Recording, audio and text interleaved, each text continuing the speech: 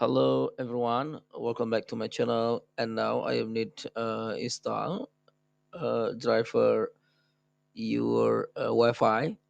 Driver connect to Wi-Fi. Before I am finish install driver for the cable, and this here I am search for the IP the Wi-Fi, and this here for the connect the printer to internet and search for IP looking the match the IP for the printer connect to internet.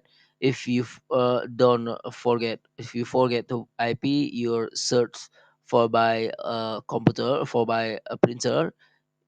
Okay, you looking IP for by printer, and this here IP address you looking in this here for IP address for the printer, and your back to laptop or search for IP.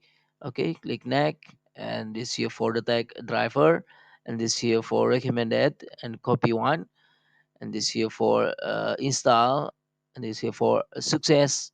Okay, and this here for the finish install for the Wi-Fi. Before uh I am after install for the USB file. If you need question for install for a USB file, you looking before video. Thank you for watching. Like and subscribe my channel. See you by next time by video.